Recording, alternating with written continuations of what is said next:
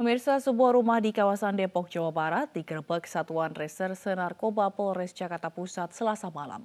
5 orang ditangkap terkait peredaran narkoba jaringan internasional. Petugas juga menyita 20 kilogram sabu siap edar.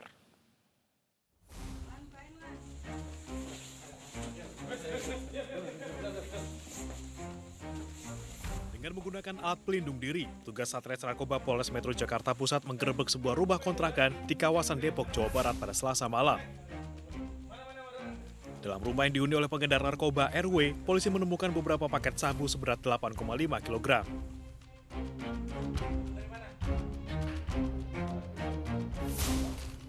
Sebelumnya, polisi telah menangkap 4 pengedar yang merupakan anggota jaringan peredaran narkotika internasional dengan barang bukti sabu seberat 11,5 kg.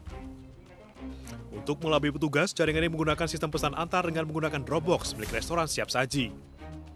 Ini kan selalu mengcover dirinya pada saat dia mau melakukan transaksi atau delivery, bagaimana caranya petugas atau orang tidak melihat sehingga dia menjalankan misi jualnya ini bisa berjalan lancar. Salah satunya dia menggunakan box seperti kayak gini.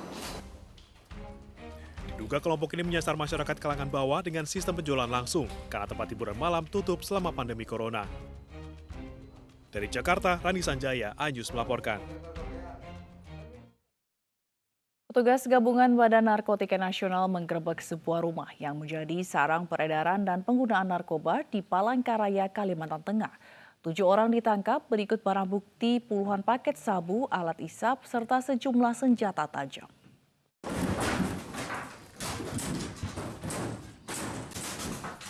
Petugas BNNP Kalimantan Tengah dan Satuan Sabara Polda Kalteng mengepung sebuah rumah yang diduga menjadi sarang peredaran narkoba di Komplek Puntun, Gang Sayur, Kecamatan Pahandut, Palangkaraya.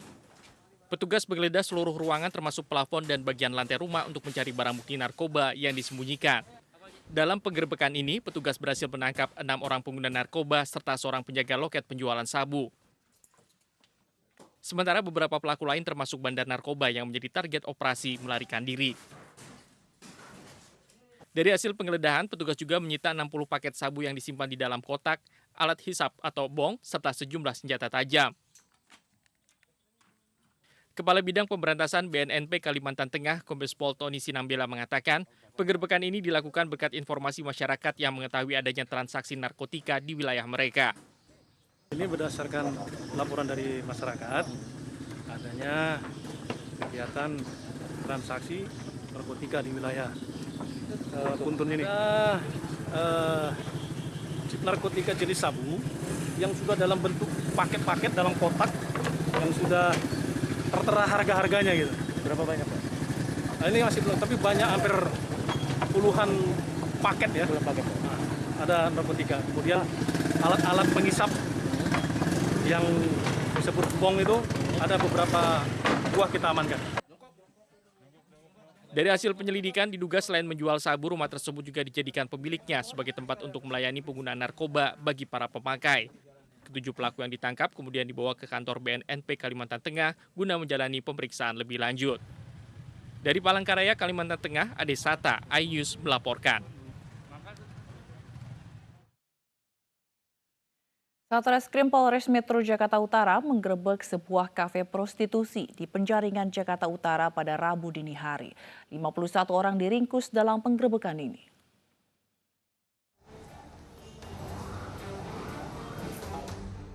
Sebanyak 51 orang diringkus oleh Satreskrim Polres Metro Jakarta Utara.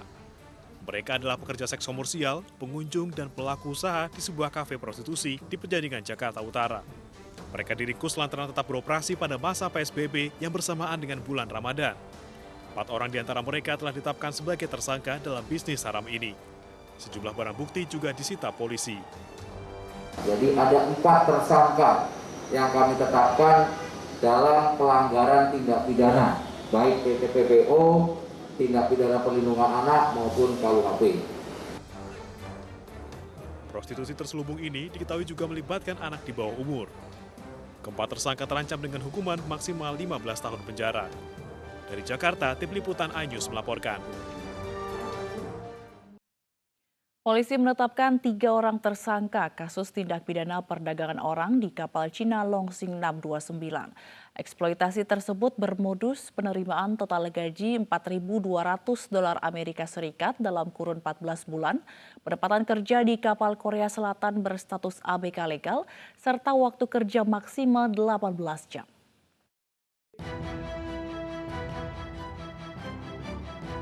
Direktorat Tindak Pidana Umum Barreskrim Polri menetapkan 3 tersangka dalam kasus tindak pidana perdagangan orang terkait dengan kasus eksploitasi ABK Indonesia di kapal Cina Longsing 629. Para tersangka yakni W selaku staf PT APJ Bekasi, F staf PT LPB Tegal, dan J direktur PT SMG Pemalang. Ketiga terancam dengan hukuman penjara minimal 3 tahun dan maksimal 15 tahun. Polisi juga akan memanggil komisaris PT APJ yang juga terlibat dalam proses penyaluran para ABK. Dari hasil penyidikan, ada 22 ABK Indonesia yang bekerja di kapal Longsing 629. 14 berhasil dipulangkan ke Indonesia, 4 meninggal dunia, 2 masih berlayar, sementara 2 lainnya sudah pulang terlebih dahulu ke Indonesia. Penyelidik menyimpulkan bahwa ada dugaan tindak pidana perdagangan orang yang dilakukan oleh perorangan maupun korporasi, di mana perorangan dan korporasi tersebut memberangkatkan ABK tidak sesuai prosedur dan menetapkan 3 tersangka dari proses tindak pidana perdagangan orang ini. Dari 3 tersangka tersebut kita lakukan pemeriksaan, kemudian kita tetapkan tersangka dan kita lakukan penahanan dan sekarang sudah di rutan Barreskrim Polri. Hingga kini perwakilan Kementerian Luar Negeri terus berkoordinasi dengan pemerintah Cina untuk mengungkap penuh kasus ini. Mengacu data LPSK dari tahun 2013 hingga 2020, ada lebih dari 200 WNI menjadi korban sindikat perdagangan ABK. Sebelumnya, 4 ABK WNI yang bekerja di kapal Longsing meninggal dunia akibat penyakit bergejala serupa, yakni pembekakan tubuh, sesak nafas, dan nyeri di bagian dada. Kemudian, beredar video viral berisi proses pelarungan 3 jenazah ABK WNI di tengah laut. Rekan ABK lainnya sempat meminta jenazah disimpan di lemari pendingin agar dapat dibawa pulang ke tanah air. Namun permintaan ini ditolak oleh kapten kapal untuk mencegah penularan penyakit. Sementara itu, 1 ABK lainnya meninggal di sebuah rumah sakit di Busan, Korea Selatan. Dari Jakarta, Dino Kosieki, Septrio Donaldi, Damar Wicaksono, iNews melaporkan. Pemirsa, polisi menggeledah rumah terduga teroris di Tasikmalaya, Jawa Barat. Polisi menemukan sejumlah alat bukti yang diduga digunakan untuk berkomunikasi.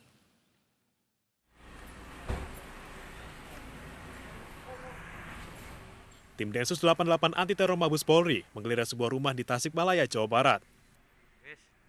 Penggeledahan dibantu oleh jajaran Polres Tasikmalaya Kota dengan penjagaan ketat. Dari hasil penggeledahan, polisi menemukan sejumlah barang di dalam rumah, di antaranya sejumlah paralon berisikan peta, alat komunikasi, laptop, buku, senter, dan ransel. Sementara terduga teroris MT telah ditangkap lebih awal Selasa kemarin dan kini sudah diamankan di Mabes Polri. Menurut petugas keamanan perumahan setempat, MT merupakan seorang guru ngaji dan imam masjid di komplek perumahan. MT juga dikenal sebagai warga yang sering bergaul dengan tetangga. Sempat keluar juga, ya. Sempat nggak di sini berapa tahun terus masuk lagi ke sini, ya adalah setelah 7 tahunan. Dulu kan diamnya di Blok D, nah, terus ya setahu saya gitu ya, memang saya di sini paling lama gitu, terus ya akhirnya bikin rumah inventaris di sini. Ya lumayan juga udah lama lah. Ya kesehariannya gitu di masjid, ya. Selanjutnya, barang bukti dibawa ke Mabes Polri untuk diperiksa lebih lanjut.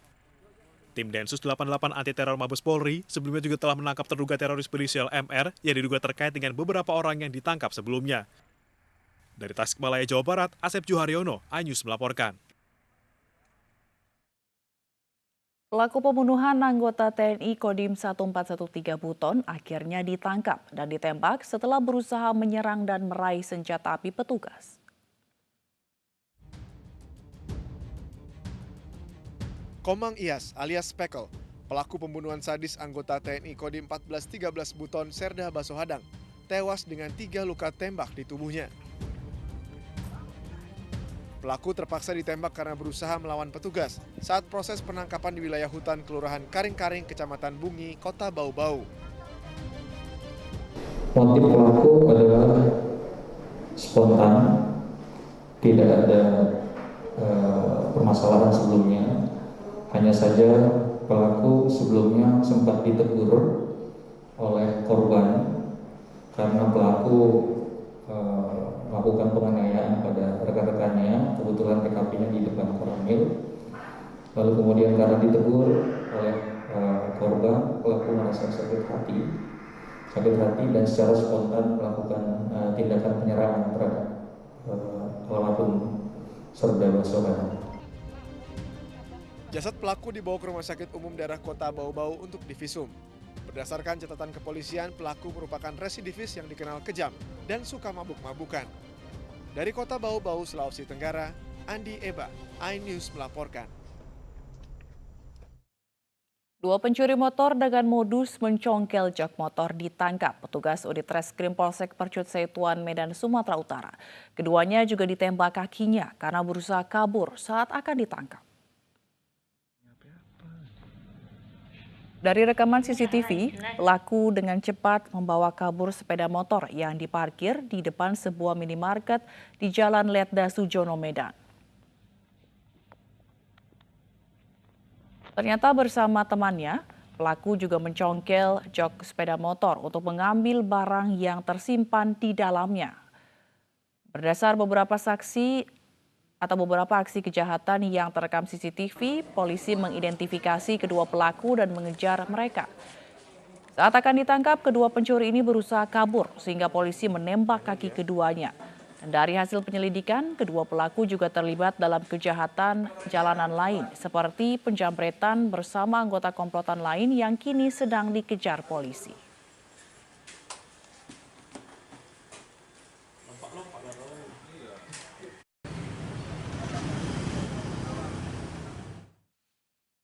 Pemerintah menunda cuti bersama Hari Raya Idul Fitri bagi ASN dan pegawai BUMN.